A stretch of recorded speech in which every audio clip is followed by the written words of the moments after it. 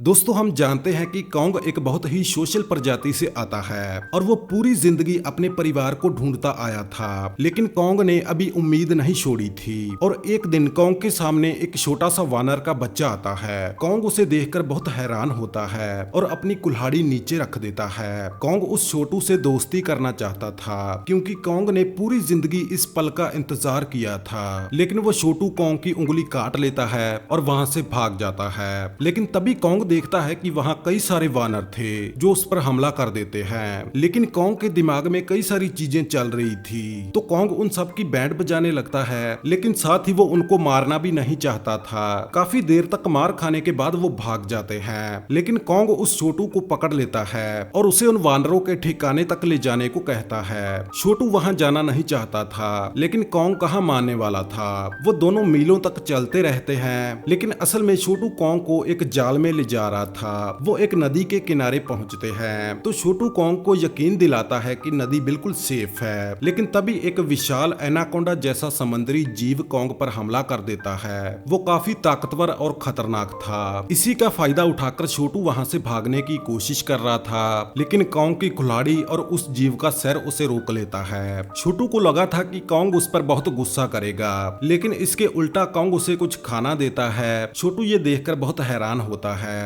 इसके बाद ये दोनों आगे बढ़ते हुए एक नर्क जैसी बंजर जमीन पर पहुंचते हैं जहां लावा बहता था। कॉन्ग छोटू के साथ अंदर जाता है और देखता है कि उसकी नस्ल के सभी वानरों को यहाँ गुलाम बना रखा था। उनसे दिन रात काम करवाया जाता था और मारा पीटा भी जाता था। उसके लोगों के ये हाल देखकर कॉन्ग बहुत दुखी होता है, तो कॉन्ग उनके पास जाता है और उनकी मदद करने की कोशिश करता है। लेकिन वहाँ का बॉडीगार्ड कॉन्ग पर कुछ ज्यादा ही भौंक रहा था, तो कॉन्ग एक ही पंच में उसके तोते उड़ा देता है। और तभी ये खबर वहाँ के जालिम राजा स्कार किंग को मिलती है। वो बहुत ही ताकतवर और खतरनाक वानर था। बाकी सभी बहुत डरे हुए थे। वो सभी स्कार किंग के सामने झुके हुए थे, लेकिन वो कितना भी खतरनाक हो, कॉन्ग उससे डरने वाला नहीं था। स्कार किंग कॉन्ग के स्टील के दांत का मजाक भी उड़ाता है, तो कॉन्ग को बहुत गुस्सा आता है। सब जानते थे कि यहाँ एक जंग होने वाली है। स्कार किंग के पास एक लंबी हीरे जैसी हड्डी थी जो एक बहुत ही प्राचीन टाइटन शीमो की थी। एक जानलेवा लड़ाई में जैसे ही कॉन्ग स्कार किंग पर भारी पड़ने लगता है, तो स्कार किंग गुस्से में शीमो को बाहर निकालने को कहता है। स्कार किंग ने शीमो को सदियों से अपना बंदी बना रखा था। वो उसकी हड्डी के जरिए उसे दर्द देता था और उसका हुक्म मानने को मजबूर करता था। स्कार किंग उसे कॉन्ग पर हमला करने को कहता है। शीमो के पास सब कुछ जमा देने वाली एक अनोखी शक्ति थी। शीमो कॉन्ग पर हमला करता है, जिस वजह से कॉन्ग का हाथ जम जाता है